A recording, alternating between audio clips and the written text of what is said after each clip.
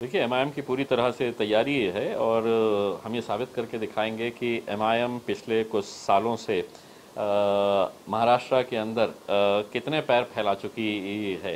ये बैरिस्टर असदुद्दीन अवैसी साहब, अकबर अवैसी साहब की मेहनतों का नतीजा है और जो लोग उनसे मोहब्बत करते हैं उसी का नतीजा है कि आज 2014 में जब हम इलेक्शन में उतरे थे तो हम 24 सीटें लड़े थे।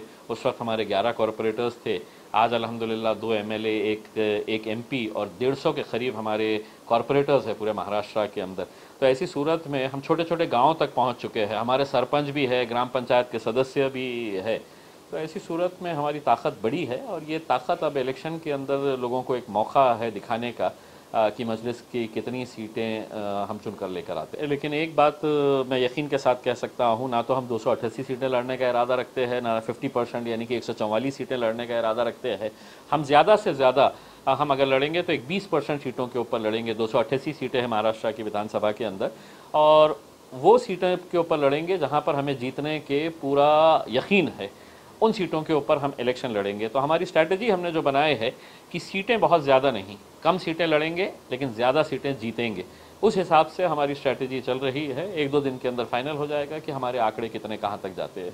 कि महाराष्ट्र के अंदर हमारी ख्वाहिश है, वंचित बहुजन आघाड़ी के तमाम कार्यकर्ताओं की, पदाधिकारियों की ख्वाहिश है, एमआईएम के तमाम नेताओं की, कार्यकर्ताओं की ख्वाहिश है कि इस राज्य के अंदर वंचित बहुजन आघाड़ी और एमआईएम एक साथ मिलकर आना चाहिए।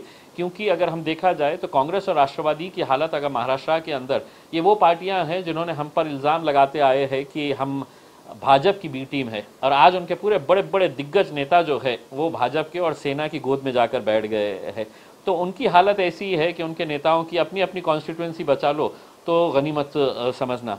ऐसी सूरत में एक दूसरा पर्याय बोले तो वंचित बहुजन आघाड़ी और एमआईएम ही थी। लेकिन चूंकि बाबा साहब अम्बेडकर जी एक स्टैंड के ऊपर अड़े हुए हैं कि मैं सिर्फ एमआईएम को 8 सीटें दूंगा, जो ना तो असद अवैसी साहब को कबूल है और ना एमआईएम के पार्टी के पदाधिकारियों को कबूल है। तो ऐसी सूरत में ये बात आगे नहीं बढ़ रही है। अगर ये आगे बढ़ना है तो बाड़ा साहब को आगे आकर असद साहब को कहना पड़ेगा कि नहीं, हम दोबारा बैठते हैं, इसके ऊपर चर्चा करते हैं। मैं नहीं समझता हूँ कि इतना मुश्किल काम है, लेकिन कहीं ना कहीं इसको पहल करने की ज़रूरत है। कैसा इम्तियाज़ भी दलित और मुस्लिम इत्तेहाद की वजह से एक ख्वाब देखा गया था कि रियासत का सियासी मंजरनामा बदलेगा, लेकिन ऐन इंतखाबात से पहले ये जिस तरह से मामला हुए उससे अवाम में मायूसी है। तो क्या अवाम की इस मायूसी को दूर करने के इम्कान हैं? देखिए हमारी तो दिल से ख्वाहिश है ये, और हम हर लेवल के ऊपर अंडरस्टैंड करने के लिए हम तैयार है, हम समझौता करने के लिए तैयार है। लेकिन अगर कोई अलायंस पार्टनर के तौर के ऊपर अगर ये कहेंगे कि नहीं मैं सिर्फ 8 सीटें देता हूँ 288 में से, तो कहीं ना कहीं हमको भी ये फैसला करना है। और इस बारे में जब असदुद्दीन अवैसी साहब के साथ चर्चा हुई तो उन्होंने भी काफ़ी दिन तक इंतज़ार किए कि कुछ अच्छा फिगर आएगा, क्योंकि हमारे पास कोई लॉजिक नहीं है हमारे कार्यकर्ताओं को और हमारे लोगों को ये समझाने का कि जो पार्टी 2014 में 24 सीटें लड़ी थी, आज इतनी ताकत होने के बावजूद वो 8 सीटें कैसा ले रही है करके। तो हमारे लोगों के अंदर भी बहुत सारी नाराज़गी है। हाँ, ये सही बात है कि एक बहुत बड़ी ताकत बनकर आ सकते थे और हम चाहते थे कि पूरी ताकत का नेतृत्व माननीय बाबा साहब अम्बेडकर जी करे और उनके नेतृत्व के अंदर एक बहुत बड़ी ताकत विधानसभा के अंदर जा सकती है, आज भी जा सकती है, बशर्ते बाड़ा साहब अपना स्टैंड चेंज करे और स्टैंड चेंज करके असदुद्दीन अवैसी साहब के साथ चर्चा करके दोबारा इसका कुछ ना कुछ अगर हल निकालते हैं तो यकीनन मेरे हिसाब से हम महाराष्ट्र की राजनीति के अंदर एक बहुत बड़ा भूचाल लेकर आ सकते हैं। अभी आने वाले इलेक्शन को आप किस तरह देखते हैं?